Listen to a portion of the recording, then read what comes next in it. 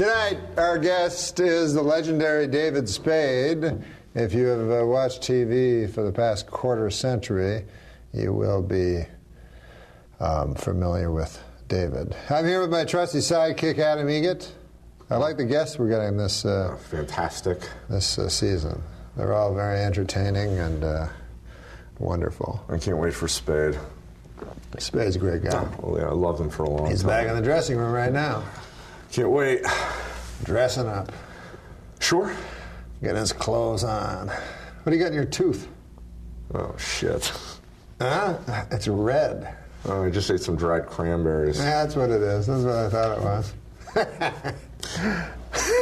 was. You're on television. Is it still there? No, it's gone. All right. Yeah. So anyways, what were you going to say about I feel like it's still there. What are you going to say? You're at the Comedy Store? Yeah. And there's guests come in or something? At the store? That guests that could be good at the podcast come into the store and then you constantly. Don't bring them to the podcast? Oh, God. It's like, you always abandon bits. It's rare that you abandon it before it starts. That's all. It's new. No, what was the idea? I forgot. I'm sorry. Can we start over? Brian Redband. Listen, we're just trying to be funny, but you had an idea. Yeah, the idea was that it's based on truth. Yeah, that a lot of famous people come into the Comedy Store. Yes, you work at the world famous comedy store. The world famous comedy store. And so people come in and out. People come in and comedians come and go on stage, but also people come in the audience. Yeah, famous and they come and see shows, and it's a bit that was based on reality because you have been upset before, where I always talk about, Tarantino, did you ask him to do the podcast? No, I didn't ask him. Yeah. So the joke is that all these people, and they become increasingly more outlandish as the list went on. Yeah, and at the end, your big guy came in, Mick Jagger. Right. And you sent him to another podcast, over to Joe Rogan. Joe Rogan's podcast was one of the jokes. Yeah. Well, isn't that fine? Fine and dandy. Hey, I reminded me, though, of Mick Jagger, because, we want to be funny here, too. Sure. And so, do you want to hear a joke? Yeah, of course. Well, a frog. You know how you talk about outlandish. How about this? A frog goes into a bank to get a loan. Imagine. So the frog goes up to the lady, and she has a little name tag on, as they do. It says Whack. So her name is Mrs. Whack. Mm-hmm. So, can I get a loan? Well, I don't know. You're a frog. Well, I want a loan. Well, what's your name? Kermit. You're not Kermit the Frog. No. I was named after him. The name's Kermit Jagger. My father's Mick Jagger, and my mother's a frog. He fucked a frog. and I'm his offspring. You see? Well, anyways, I want a loan for a lily pad. Well, you can't. I don't know if you can have one. Do you have any collateral?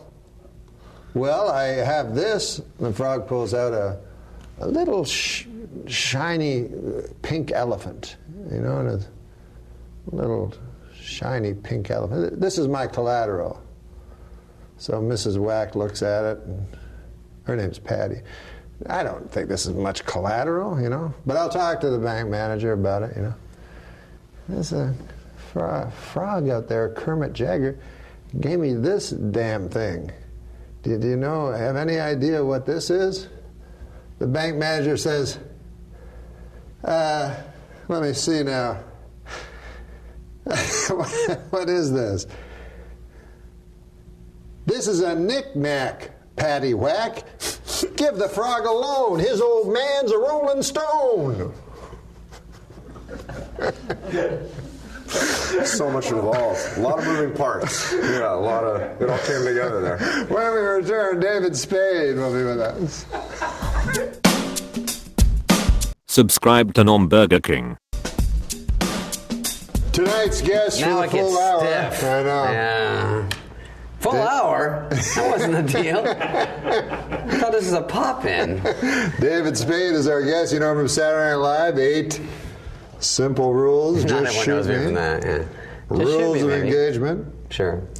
Don't forget his classic comedies, like Tommy Boy Black Sheep and the great Joe Dirt. Yeah. His stand-up special, My Fake Problems, now available for download on iTunes and Amazon Instant Video. He'll be at Cobb's Comedy Club in San Francisco, June 3rd and 4th. What a winded intro I got. What else? Venetian? The Venetian Resort and Casino in Las Vegas, June 13th and 14th. You know, it's funny. I usually sweat toward the end of an interview. I am drenched. Yeah, well, it's hot. Minute 2, yeah. It's hot. We tape in Southern California. You know, it's 96 today, and I know it's bad when everyone busts out the umbrellas. You know what I mean? When it, not for rain. Yeah. I go, oh boy, this is gonna be a scorcher. This guy is like, he was like 96. I prefer 69. I'm like, all right. He threw that one in? Was he warming up for this? Nah, do you know this character? Not really. He was he has a funny story, but when you were at the Tempe Improv, he said. About 11 years ago, maybe 10, I was actually a server there at first. Oh, okay. And you were upstairs in the balcony, and Dan Murr, you remember Dan. Sure. Looks like the critic. He was a John manager? Lovitz, yeah. Yeah. He's running around making sure everything was perfect and stressing me out, and I had a full tray of drinks, and I spilled probably the entire tray of drinks all over the girl you were with. Uh-oh. Oh, yeah. How'd I handle it? You were really, I was actually cool? really kind. Yeah, you were cool. Did I say now hiring or something like that? I think she immediately. I don't think Is you that knew what what you was say on going on. stage? She just jumped That's up a good and started line. taking her like Clothes off. and you're like, all right, yeah. Yeah. And you were excited. Slip you a 20. Now hiring. Never heard That's not that bad one. when someone drops something. Yeah. Now hiring. Now hiring. That's not bad. David is returning to stand-up in a big way. Ooh. Someone told me that you have never not been on TV since Saturday Night Live. Starting with my sonogram. Yeah. Tell the people at home what a sonogram is. A sonogram is a picture of a uterus. Yes. Is that what it is? I know it's something like that. Yeah, Picture yeah. of a pregnant girl's through her thing, but and a baby's like this. But a sonogram is when you panic. Yeah. And it's real. And you go, oh boy. So you've never been off since television. there, then it was a gap. There's a gap after. The sonogram. Yeah. Then when I was after high school, I started little talent shows and tried to do stand-up, and then I got on TV locally. And then my big one, I think, was Evening at the Improv. Oh, Remember yeah? that one? How many of those did you Improv do? Tonight. Oh, yeah. I think that's like 2 of 3 one or of 4 those, of those. Improv Tonight, Evening at the Improv. There's another Improv one, Tonight. too, And then there was Comedy Tonight in New York, which I wish I could get on. I used to watch. Bill Boggs. Yeah. Tell us about Bill Boggs. I don't even know him. Oh, you know? Why do we keep bringing up Bill Boggs on this? Well, I don't know. I asked Ray Romano about Bill Boggs. He said, never heard of him. I said, you'd never heard of Bill Boggs, the impresario of comedy. He created the television show Comedy Tonight? Comedy Tonight. That was a stand-up show for the people at home. Yeah, tell the people at home what Comedy Tonight was all about. Comedy Tonight was a little dinky studio, possibly dinkier than this. No, it was a little bigger than this. And it was just in the corner, and they had a mic stand, and I saw it in Arizona. I was freaking out because it was such showbiz for me. But they just filmed stand-ups do their act at like midnight, and they had like 3.5 hour. I think that's what it was. And I was freaking out. That was like the first time outside of Carson or something I saw stand-ups on TV. And I wanted to do stand-up.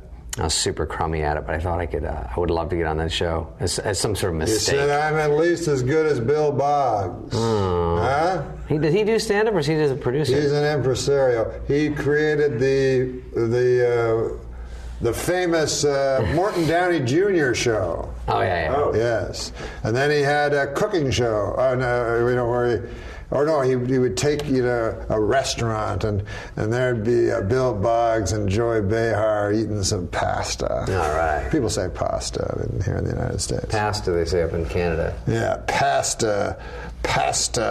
They ruin everything. Pasta skates, because I'm going out and I'm hitting the ice.